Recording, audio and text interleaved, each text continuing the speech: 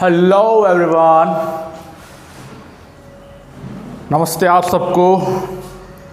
तो ये एक और ब्रांड न्यू वीडियो है आपके लिए और काफ़ी ज़्यादा हेल्पफुल होने वाली है।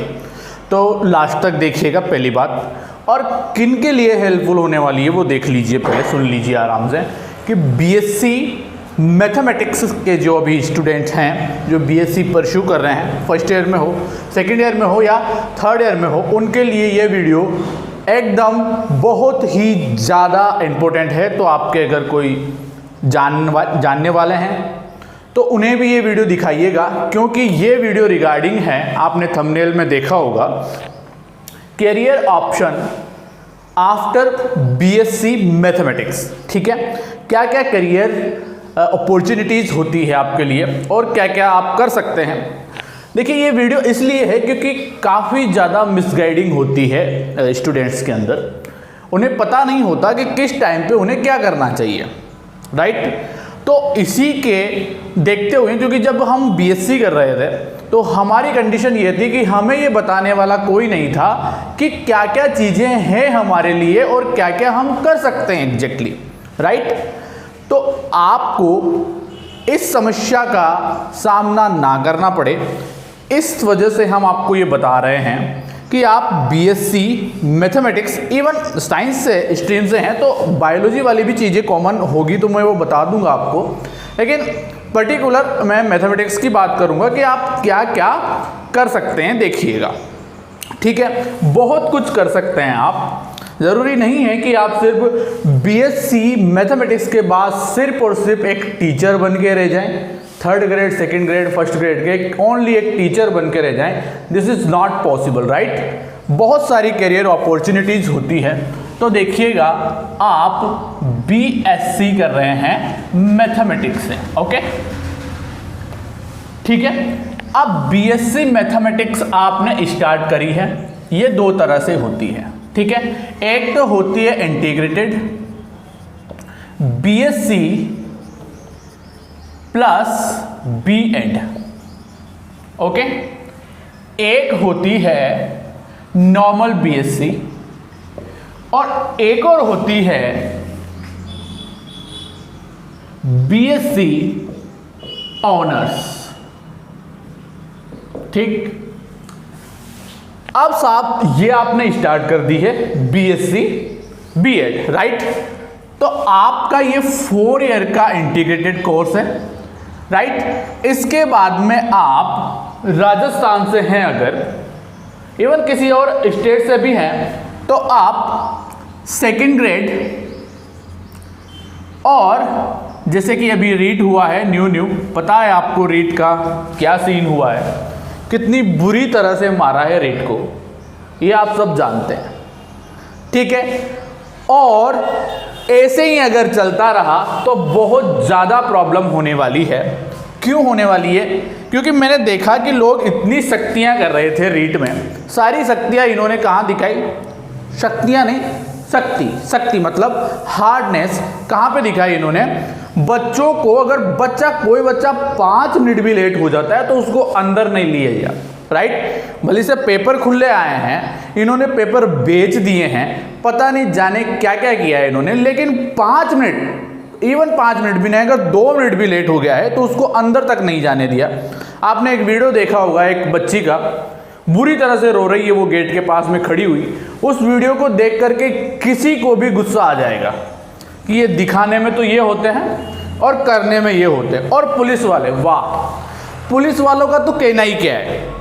भारत की पुलिस आउट ऑफ इस प्लेनेट से है। मैं आपको एक किस्सा सुनाता हूँ भारत की पुलिस का। एक बार क्या हुआ कि 2-3 देश थे अलग अलग, यूएस, चाइना ले लीजिए और भारत, ठीक है। इन सबकी पुलिस को इकट्ठा किया गया और इनमें कंपटीशन के लिए कंपटीशन करवाया गया। एक खरगोश था सफ़ेद कलर का, उसको जंगल में छोड़ा जाता है, ठीक है। अब जब उसको जंगल में छोड़ा गया है और बोला गया कि इस खरगोश को जो भी ढूंढ करके सबसे पहले लाएगा वो सर्वश्रेष्ठ पुलिस मानी जाएगी, ठीक है। तो यूएस वाले गए, वो विदिन 5 मिनट उसको ढूंढ करके ले आए। चाइना वालों ने थोड़ा ज़्यादा टाइम लगाया, वो 10 मिनट में ले आए। अब भारत वालों का क्या सीन हुआ कि जब भारत वाले गए तो 1 महीने तक वापस नहीं आए। तो वो जो कंपटीशन कर रहे थे वो चौंक गए कि ये हो क्या रहा है। तो फिर वो गए अंदर उनको ढूंढने के लिए। तो वो वहाँ पे क्या कर रहे थे कि उन्होंने तंबू वंबू लगा रखा था अपना, और एक सूअर को ऐसे उल्टा टांग रखा था। उसको उल्टा टांग करके उसे पीट रहे थे, बुरी तरह से पीट रहे थे, और उसी से बोल रहे थे कि तू ये बोल कि तू ही खरगोश है, ये हाँ कर तू कि तू ही खरगोश है। जब वो उसको लेके जाएंगे, तो आप समझ रहे होंगे मेरी बात को। मैं क्या कहना चाहता हूँ अपनी पुलिस के बारे में। सारे पुलिस वाले भ्रष्ट नहीं होते, मतलब जिनकी ग्रेड अच्छी होती है, जो अपर लेवल के होते हैं, उनका तो स्टैंडर्ड बहुत अच्छा होता है, बहुत प्यार से बात करते हैं, सबको इज्जत दे करके बात करते हैं। लेकिन ये छोटे छोटे होते हैं ना, इनमें ना तो मैनर्स होती है और किसी से कुछ भी बोल देते हैं। आपने देखा ही होगा, एग्री करते हैं आप मेरी बात को। वापस से अपन इस चीज़ पे आते हैं। तो इसके बाद में आप सेकंड ग्रेड और रीट का एग्जाम देने के लिए एलिजिबल हो जाते हैं। ये नॉर्मल वाली बीएससी है, 3 ईयर का इंटीग्रेटेड कोर्स होता है। इंटीग्रेटेड नहीं होता एक्चुअली, 3 ईयर का ओनली बीएससी होती है आपकी। इसके बाद में आप ना तो रीट देने के लिए एलिजिबल हैं और ना ही आप सेकंड ग्रेड देने के लिए एलिजिबल हैं, ठीक। और इसमें भी कुछ ऐसा ही होता है, ठीक है ना। इसके बाद आपके पास में अब बहुत सारी चीजें ओपन होती है, देखिएगा। इसके बाद आप एक बार फिर से आईआईटी में जाने का जो सपना था आपका 12th के बाद, उसमें नहीं जा सके, इसके बाद आप जा सकते हैं, आईआईटी में जा सकते हैं। और आईआईटी से आप एमएससी कर सकते हैं मैथमेटिक्स से। अगर आपकी आईआईटी, इसके लिए एक आईआईटी जेम का एग्जाम होता है। आईआईटी जेम में अच्छी रैंक आती है तो आपको स्कॉलरशिप भी मिलती है, ठीक है। अब करना किस में है, आप चाहें तो मैथमेटिक्स से कर सकते हैं या फिर आप स्टैटिस्टिक्स से कर सकते हैं,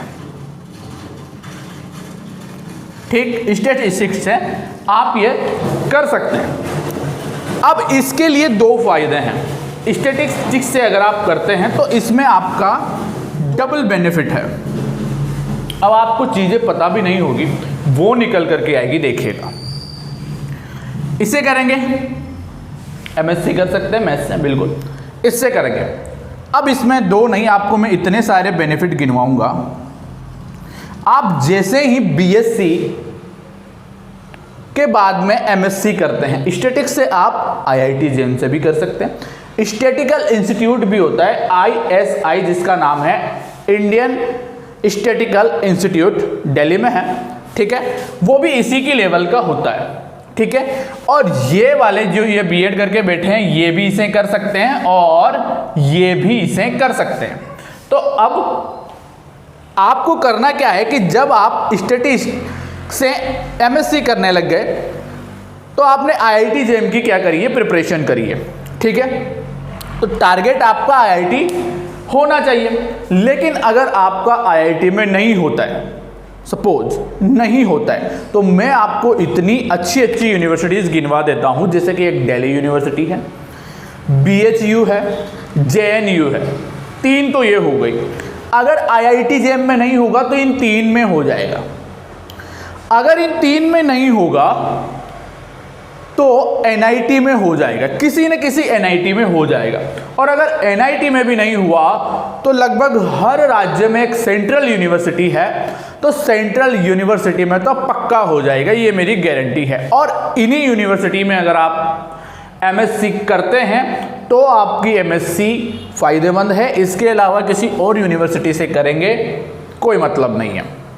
और मैं श्योरिटी देता हूं आपको कि जब आप आईआईटी जेम की प्रिपरेशन करेंगे तो डेफिनेटली ये जो मैंने इतनी सारी यूनिवर्सिटीज़ गिनवाई है आपको, इनमें से आपका किसी न किसी एक में हो जाएगा। ये बात आप लिख के ले लीजिए मेरे से, ठीक है।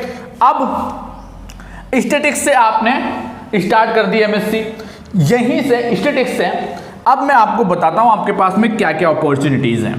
एमएससी हो जाएगी आपकी स्टैटिस्टिक्स में 1, जैसे ही आप एमएससी स्टार्ट करते हैं स्टैटिस्टिक्स से, एक एग्जाम होता है IAS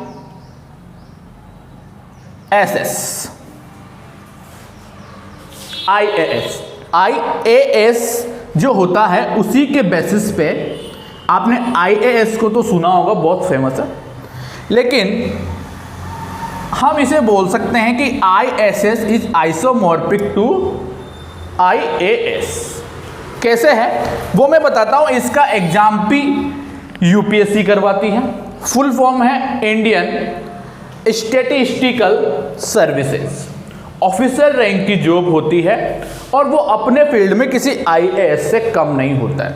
ये एडमिनिस्ट्रेशन होता है, लेकिन ये भी अपने फील्ड में, जो कि बहुत सारे डाटा आते हैं, आप पढ़ते हैं आर्थिक समस्या में पढ़ते हैं, सारे डेटा वो सब यही बोर्ड देता है। स्टैटिस्टिकल बोर्ड जो होता है हर राज्य में भी होता है और सेंट्रल का भी होता है। तो इसका आप एग्जाम दे सकते हैं। इसका सिलेबस आप ऑलरेडी MSc में कर चुके होंगे, राइट। सेम सिलेबस है, चाहे तो आप डाउनलोड करके देख लीजिएगा। MSc में आप इसे कंप्लीट कर चुके होंगे। अब MSc के साथ साथ ऐसा नहीं है कि टोटल टाइम मैथ्स को देना है। आप थोड़ा सा टाइम किसको दे दीजिएगा, GK वगैरह को दे दीजिएगा, मतलब GS को दे दीजिएगा, जिसमें आप ISS 2 साल तक आपकी MSc होगी और 2 साल तक जब तक आपकी MSc चलेगी, एग्जाम किस तरह से दे सकते हैं, राइट, ये भी ये कर सकते हैं। अब मैथमेटिक्स जो है उसी की एक ब्रांच होती है स्टैटिस्टिक्स। आप सब लोग जानते हैं, आप BSc फाइनल ईयर में भी पढ़ते हैं मैथमेटिकल स्टैटिस्टिक्स, राइट। तो ये मैथ्स की ही ब्रांच है, कोई अदर सब्जेक्ट नहीं है, बस इससे MSc अलग होती है। अब इससे भी MSc के फायदे हैं, प्योर मैथमेटिक्स से ऐसा नहीं है कि इससे फायदे नहीं है, लेकिन मैं पहले ये वाली चीज़ बता रहा हूँ। ध्यान से देखिएगा कि जब आप 2 साल की MSc कर रहे हैं, ठीक है, तो आपके स्टैटिस्टिक्स का टोटल जो सिलेबस है वो सेम टू सेम ये ISS का सिलेबस है। मैच कर लीजिएगा एक बार। दूसरा, ये पेपर कौन करवाता है, UPSC करवाता है सर, UPSC, राइट। उसके बाद में SSC CGL जो होता है, उसमें भी स्टैटिस्टिकल ऑफिसर के लिए एक अलग से पोस्ट निकलती है और अलग से इसका पेपर होता है। तो आपको ये इसमें बहुत ज़्यादा फायदेमंद है, बहुत ज़्यादा आपको ये फायदा करेंगी। अब आप देखिएगा स्टैटिस्टिक्स, अब आप ये बोलेंगे कि सर हम MSc करेंगे या इनकी तैयारी करेंगे, ऐसा नहीं है। आजकल आप थोड़ा सा ध्यान दीजिए मेरी बात पर। आजकल के जो बच्चे हैं और पेरेंट्स हैं वो इतने एडवांस हो चुके हैं कि 10th से ही बच्चे IAS की प्रिपरेशन करने लग गए हैं। देखिए, सुनकर के बहुत अजीब लग रहा होगा आपको, लेकिन 10th से ही, बिल्कुल सही सुन रहे हैं आप, 10th से ही बच्चे IAS की प्रिपरेशन स्टार्ट कर देते हैं आजकल।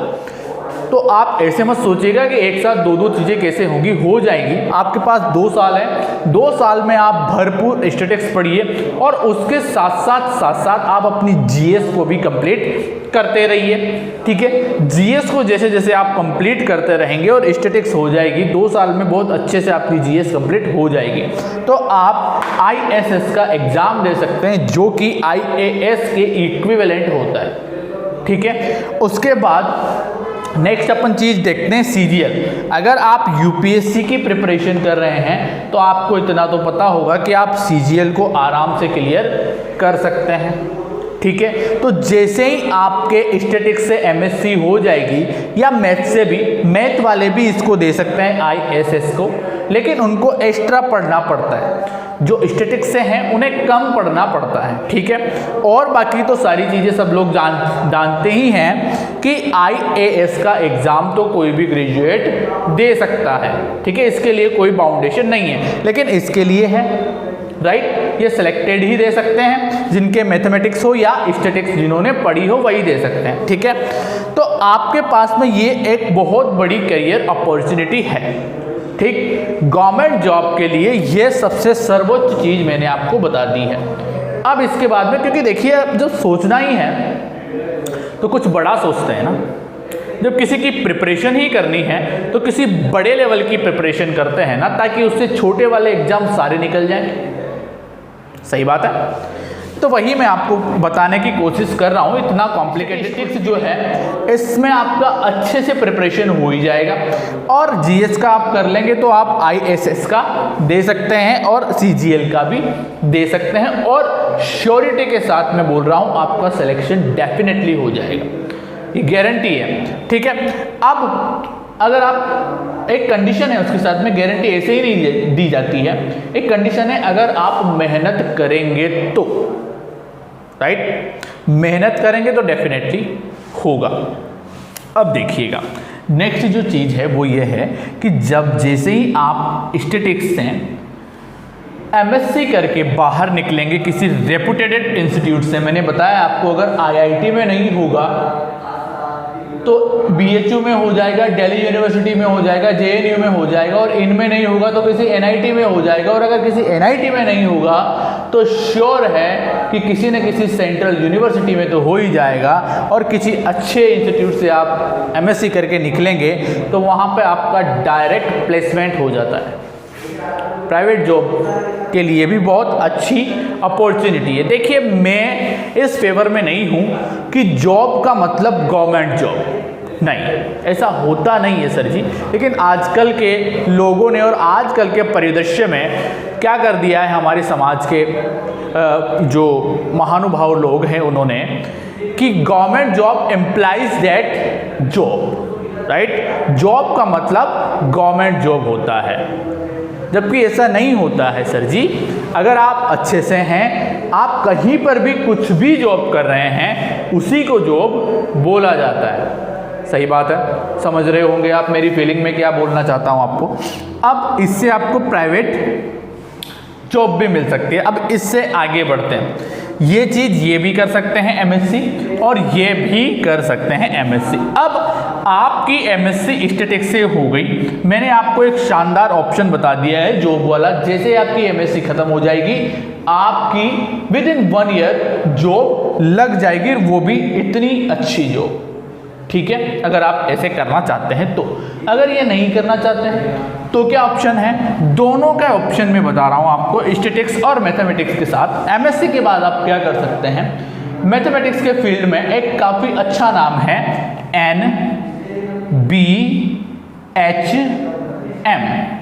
NBHM, ठीक है। NBHM से आप एमएससी के बाद में पीएचडी कर सकते हैं।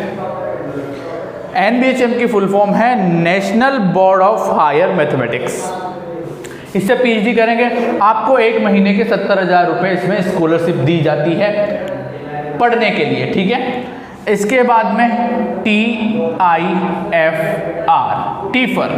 Tata institute of fundamental research, बहुत अच्छी चीज़ है, इससे आप पीएचडी कर सकते हैं।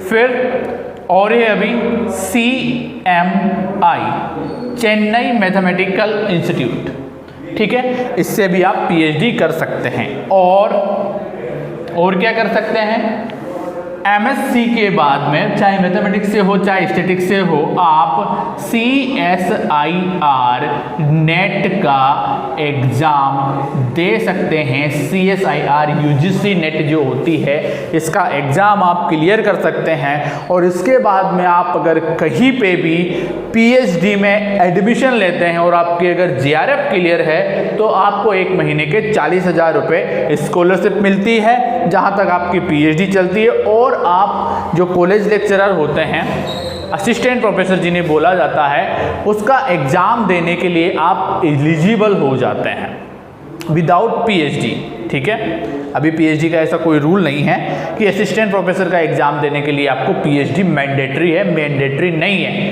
प्रमोशन के लिए मैंडेटरी है। लेकिन आप असिस्टेंट प्रोफेसर ओनली नेट का एग्ज़ाम क्लियर करके दे सकते हैं। ये हो गया। अब देख लीजिए कितनी सारी अपॉर्चुनिटीज़ मैंने आपको बता दी है, एक नहीं इतनी सारी। इसके बाद में ये तो है ही है, इसके बाद में आप बीएससी के बाद में बीएड करके आप जब बीएससी के बाद बीएड करोगे तो यही 2 चीज़ें आप दे सकते हैं। अगर एमएससी कर ली तो आप आरपीएससी, राजस्थान के परिदृश्य में बात कर रहा हूँ, आरपीएससी फर्स्ट ग्रेड का एग्ज़ाम दे सकते हैं, राइट। और अगर आपको इंटरेस्ट है कुछ अलग करने का मैथमेटिकल फील्ड में, तो आप मैथ्स में एमएससी करिए। मेरा कहना तो है कि आईआईटी जेम का एक बार अच्छे से प्रिपरेशन करके ये बीएससी फाइनल ईयर के साथ में इसकी प्रिपरेशन हो जाती है। अगर आप चाहें तो बीएससी फाइनल ईयर में आईआईटी जेम की प्रिपरेशन स्टार्ट कर दीजिए। आप जिस भी यूनिवर्सिटी से बीएससी कर रहे हैं उसकी बीएससी हो जाती है, कोई इतनी मुश्किल नहीं होती है। उसके बाद में आप उसी ईयर में आईआईटी जेम की प्रिपरेशन करिए। आईआईटी जेम की प्रिपरेशन के साथ में आप किसी अच्छे इंस्टीट्यूट में एमएससी करिए और वहाँ से आप सबसे अच्छा ऑप्शन है आपके लिए आईएसएस। और आईएसएस की जब आप प्रिपरेशन करेंगे तो आप आईएएस का भी एग्ज़ाम निकाल सकते हैं। इसमें ऑप्शनली ही आप स्टैटिस्टिक्स ले लीजिएगा, है ना, ऑप्शनली स्टैटिस्टिक्स ले लीजिएगा। जो ऑप्शनल सब्जेक्ट होता है वही स्टैटिस्टिक्स ले लीजिएगा, तो आपको कितना फ़ायदा हो गया।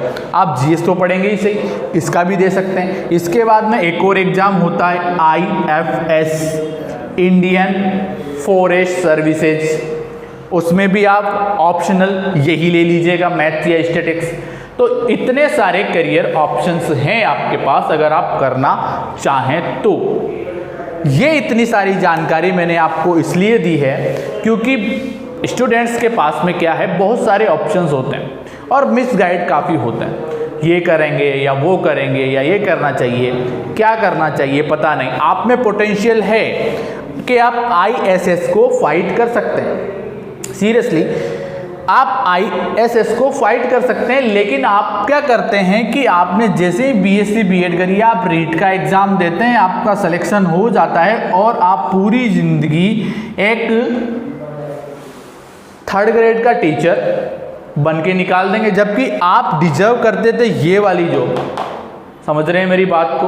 अगर आपकी कंडीशन अच्छी नहीं है, फाइनेंशियल कंडीशन, तो आप आराम से ये करिए, मैं ये नहीं बोल रहा, ये करिए। और ऐसा नहीं है कि यहाँ पे रुक जाना है, नहीं, रुक जाना नहीं, तू किसी मोड़ पर, राइट। तो यहाँ पे रुकना नहीं है, हमें यहाँ से आगे बढ़ना है। अगर हम टीचर बन गए गवर्नमेंट, तो क्या होता है, गवर्नमेंट जॉब जैसे मिलती है हम आलसी हो जाते हैं, राइट। तो आलसी नहीं होना है।